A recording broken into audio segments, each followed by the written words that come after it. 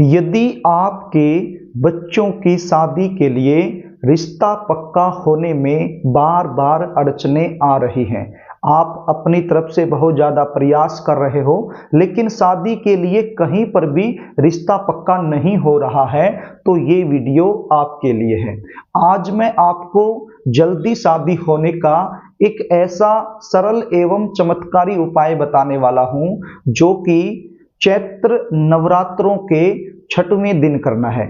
चैत्र नवरात्रों का जो छठा दिन होता है उस दिन माँ कात्यायनी की पूजा की जाती है और माँ कात्यायनी की पूजा विशेष रूप से विवाह में आ रही अड़चनों को दूर करने के लिए की जाती है, वैवाहिक जीवन को सुखमय बनाने के लिए की जाती है।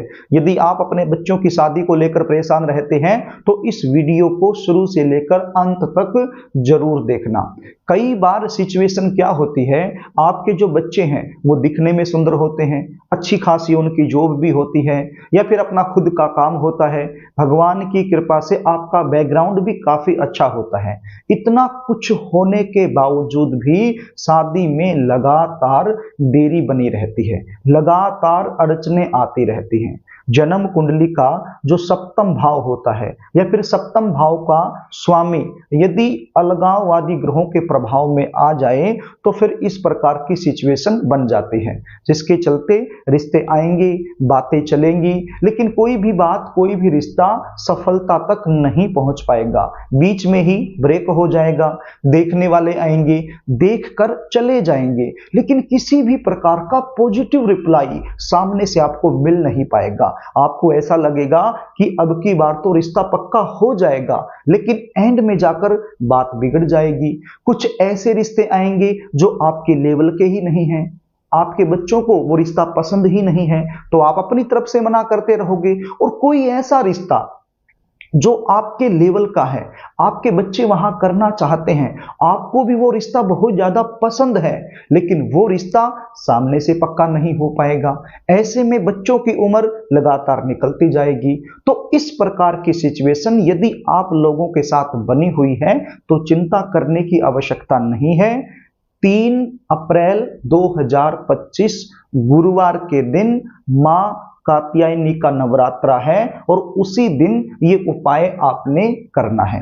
उपाय बताऊं इससे पहले आपसे निवेदन करना चाहूंगा, यदि आप चैनल पर नए हैं और अभी तक आपने इस चैनल को सब्सक्राइब नहीं किया है तो मुझसे लगातार जुड़े रहने के लिए अभी इस चैनल को सब्सक्राइब कर लीजिए और बेल आइकन को प्रेस करके रखिए ताकि हमारी आने वाली इसी प्रकार की नई वीडियो का नोटिफिकेशन आपको मिल जाए और वो वीडियो आप आसानी से देख पाएं।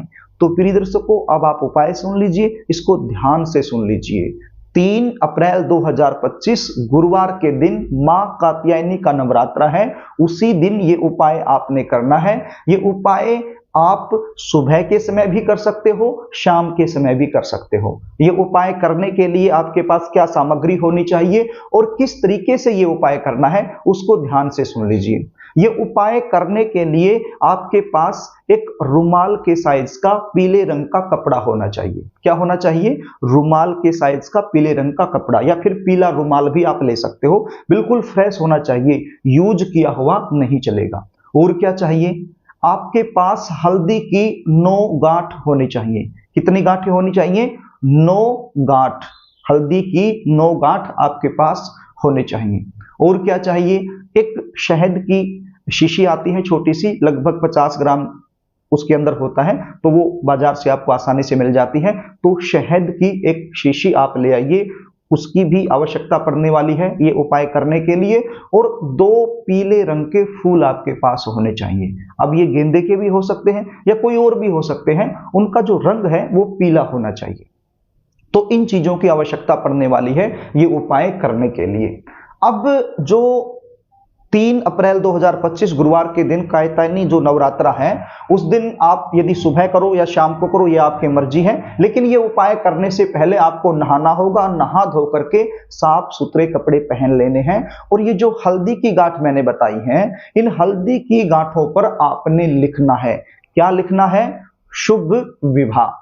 अब 9 हल्दी की गांठ मैंने आपको बताई, तो 9 की 9 हल्दी की गांठों पर आपने शुभ विवाह लिख देना है। अब ये लिखोगे किसकी सहायता से? रेड कलर का स्केच पेन आता है, उसकी सहायता से आप लिख सकते हो। क्या आता है? रेड कलर का स्केच पेन। तो उसकी सहायता से ये आपने लिखना है। देखिए, हल्दी की गांठ पर जब आप लिखोगे, हो सकता है बहुत अच्छे से ना लिखा जाए, जैसा भी लिखा जाए वैसे ही आप लिख लीजिए। बस शुभ विवाह लिख दीजिए प्रत्येक हल्दी की गांठ पर। शुभ विवाह लिखने के बाद ये हल्दी की गांठ पीले रंग के कपड़े में रख लीजिए और उसकी एक पोटली बना लीजिए। अब ये पोटली जिस बच्चे की शादी के लिए आप ये उपाय कर रहे हो, तो उसके सिर के ऊपर से 7 बार घुमा लीजिए।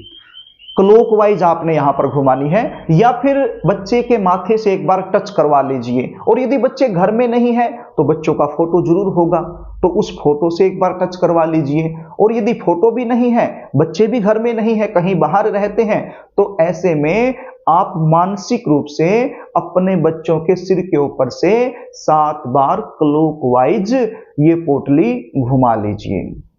उसके बाद ये पोटली और साथ में ये शहद जो लगभग 50 ग्राम के आसपास है, और साथ में 2 पीले रंग के फूल, ये तीनों चीजें लेकर आपके आसपास कोई भी ऐसा मंदिर जिसमें दुर्गा माता की तस्वीर रखी गई है, तो वहां पर आप चले जाइए और दुर्गा माता की जो प्रतिमा है, जो तस्वीर है, उसके सामने अपनी मनोकामना बोलते हुए, अपने बच्चे का नाम बोलते हुए ये पोटली माता रानी के चरणों में अर्पित कर दीजिए। और ये जो शहद है, ये भी माता रानी की जो प्रतिमा है उसके सामने ही रख दीजिए, और जो पीले रंग के फूल हैं, ये भी माता रानी की जो प्रतिमा है उसके सामने ही रख दीजिए। अब हो सकता है कि आपके आसपास कोई ऐसा मंदिर ना हो जिसमें विशेष रूप से माता रानी की प्रतिमा रखी गई है, तो ऐसे में आप किसी शिव मंदिर में भी जा सकते हो। शंकर भगवान के मंदिर में जो शिव परिवार होता है, तो शिव परिवार में भी मां पार्वती की प्रतिमा होती है। गणपति जी, कार्तिक जी, नंदी जी और मां पार्वती, और बीच में शिवलिंग होता है। तो जो मां पार्वती की तस्वीर है, उस मां पार्वती की तस्वीर के सामने भी आप ये चीजें रख सकते हो। ये सारी चीजें रख के बिल्कुल भाव से, मन से, हृदय से माता रानी से प्रार्थना करनी है कि हे माता रानी, आज कात्यायनी माता का नवरात्रा है, और कात्यायनी माता की जो पूजा होती है वो विशेष रूप से विवाह को सुखमय बनाने के लिए होती है। वैवाहिक जीवन में आ रही अड़चनों को दूर करने के लिए ही इस दिन पूजा की जाती है। तो मेरा बेटा या मेरी बेटी, आप देख लेना जिसके लिए भी कर रहे हो, तो उसके विवाह में बार बार अड़चने आ रही हैं, उम्र निकलती जा रही है, लेकिन शादी के लिए कहीं पर भी रिश्ता पक्का हो नहीं पा रहा है। तो आप मुझ पर कोई ऐसी कृपा करें जिसके चलते मेरे बेटा या मेरी बेटी की जल्दी शादी का योग बन जाए। तो यदि आप ऐसे प्रार्थना करोगे तो माता रानी आपकी प्रार्थना जरूर स्वीकार करेगी, और ये छोटा सा उपाय आपके बच्चों में आ रही बड़े से बड़ी अड़चन को तत्काल दूर करके जल्द से जल्द शादी होने का एक प्रबल योग बना देगा। इस प्रकार से ये उपाय आपने कर देना है। यदि आप अपने बच्चों की जन्म कुंडली का विश्लेषण करवाकर विशेष जानकारी मुझसे लेना चाहते हैं, जैसे शादी कब होगी, शादी कहाँ होगी, कैसे परिवार में होगी, शादी के बाद का जीवन कैसा रहने वाला है, कौन से महीने में, कौन से साल में शादी होने के प्रबल योग बन रहे हैं, जन्म कुंडली के आधार पर जल्दी शादी होने के लिए क्या करना चाहिए, क्या नहीं करना चाहिए, विवाह के बाद का जीवन कैसा रहने वाला है, इन सब के बारे में यदि आप मुझसे विशेष रूप से जानकारी लेना चाहते हैं तो स्क्रीन पर दिए गए व्हाट्सएप नंबर के जरिए आप अपने बच्चों की जन्म डिटेल लिखकर मेरे पास भेज सकते हो, और बच्चों की जन्म कुंडली का साइंटिफिक तरीके से सटीक विश्लेषण कराकर संपूर्ण जानकारी आप मुझसे प्राप्त कर सकते हो। जन्म कुंडली देखने की हमारी फीस होती है, वो फीस आपको पे करनी होती है, उसके बाद संपूर्ण जानकारी आपको दे दी जाती है। तो प्रिय दर्शकों, यदि कार्यक्रम आपको अच्छा लगे तो इस वीडियो को लाइक जरूर करना,